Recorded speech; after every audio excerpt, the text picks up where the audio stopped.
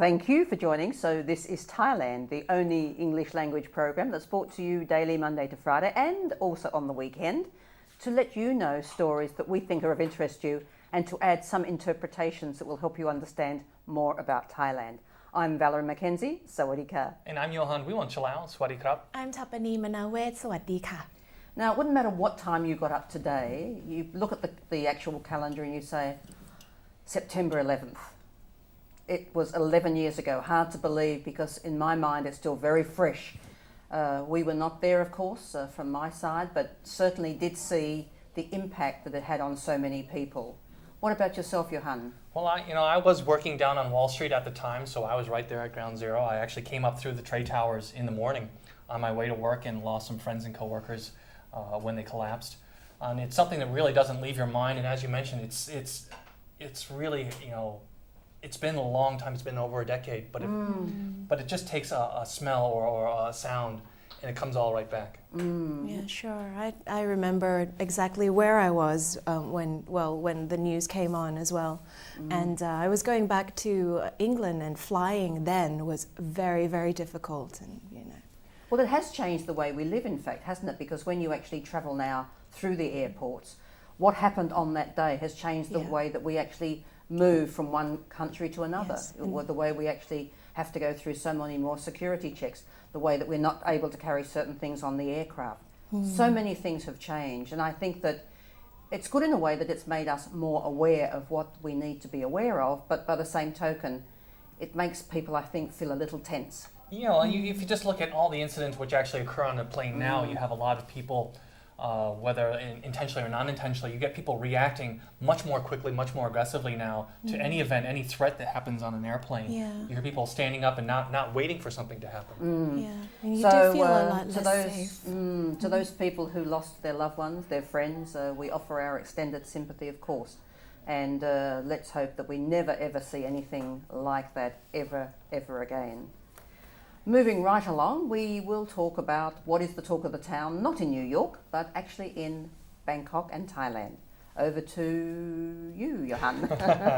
Well, looking to the future and our development here, Kanchanaburi is looking to develop the province because of the upcoming Dawei project in Myanmar. So that deep sea port is seeing a lot of activity. There's a lot of hope that the development there will mean big gains for Kanchanaburi as the closest province next to it. They're really looking to increase things such as hotels and services there, because currently there's only about 10,000 rooms in the entire province, only 10% are 4 to 5 star hotels, and they're really trying to target a lot more Chinese, a lot more Russian, people who are looking to invest in the area but want the accommodations which can make their stay there more pleasurable. There's a lot to see in Kanchanaburi anyway, isn't there? I think that for those of you who don't know, you actually can go to where you can actually walk alongside and touch the tigers. You've also got the bridge on the River Kwai, which is also part of the history of World War II.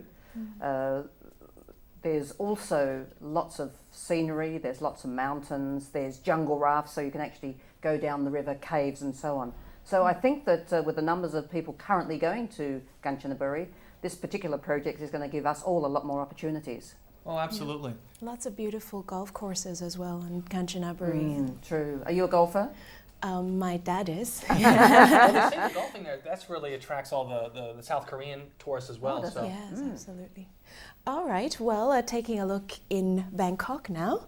And the Assumption University poll has been conducted, which came back with not such great news. Well, you like it or not, corruption is the name of the game in Thailand. The poll found that the number of Thais not objecting to corruption was an increasingly high number and has increased from 63.4% in June to 65.8% now in August.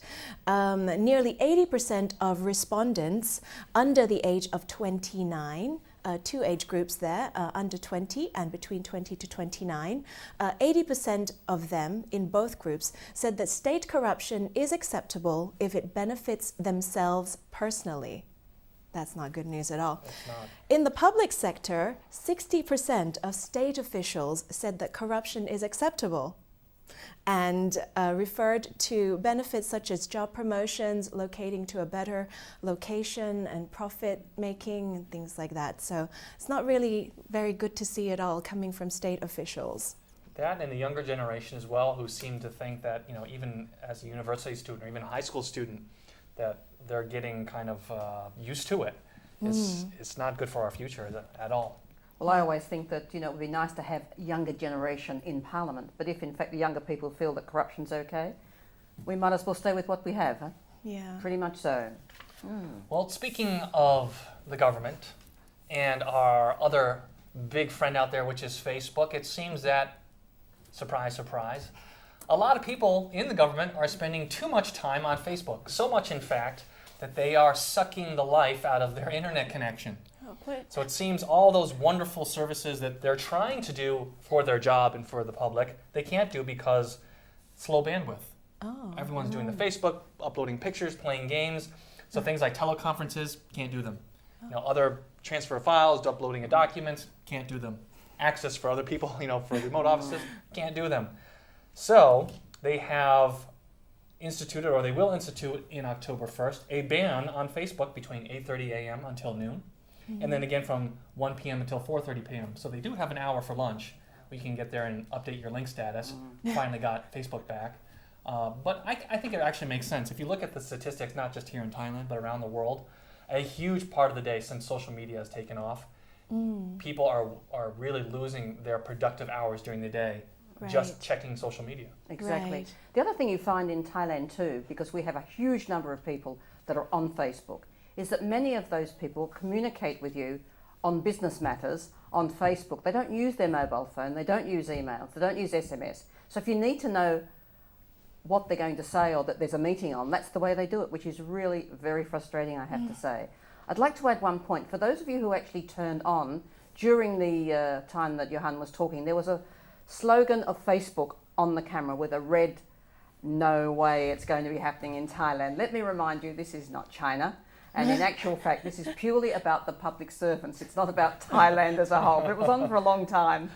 Well, actually, in many private companies who are very, productivity oriented, Facebook has already been banned. Like you can't log on, and not YouTube either. So this is not anything new, really. Well, don't think it'll work in our office. Yeah. Well, I mean, they did say they will keep YouTube on for there because there are certain services on YouTube and videos that they do require. Some officials actually thought that banning Facebook was a bad idea because, as Valerie mentioned, they do use it for communication. But if you look at it, Facebook is it's not a business-oriented service. There are a lot of other services on the internet, that are connectivity related just for communication. So, oh well. All right. Taking a look next at SMEs, and 90% of Thailand's small and medium enterprises, or SMEs, are going to be affected by the countrywide increase of daily minimum wages that's going up now to 300 baht, tentatively scheduled for next January. The director of the University of Thai Chamber of Commerce said that this minimum wage hike is going to lead to higher rates of consumption for those workers receiving higher wages, while others may very well lose their jobs, as many employers have complained that they simply can't afford the higher salaries. This is going to affect the labor pool, financial liquidity, commodity prices, everything, and it's going to happen January. Well, I know there was a big scare when it was just done in the initial provinces, starting here in Bangkok and just our neighbor provinces. So far, it seems like there hasn't been that huge impact that people had feared. Obviously, for some of the companies, they have had to relocate or had to change their business plans.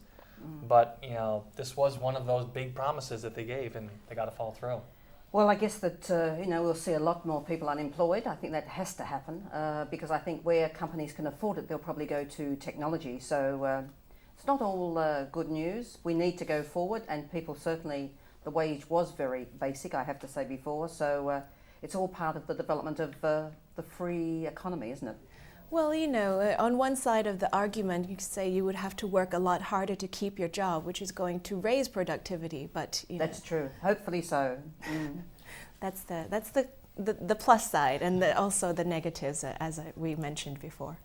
Well, looking at economic growth, Thailand and Malaysia, our respective PMs, able to talk in the APEC meeting held recently in Russia, looking to do some joint development or not only on economic but also in security as well, which makes sense because we are having, as always, the problems in the south. So they did agree. Prime Minister Yingluck Shinawatra and her Malaysian counterpart Najib Razak did discuss plans for doing trade, bilateral trade, and also cooperative in terms of security, using sharing technology, sharing information, which is good. I mean, it is a bilateral problem. Well, it is indeed. So hopefully that we'll be able to get together and we will actually improve the situation in the south, and also then obviously everybody will benefit from an economic point of view.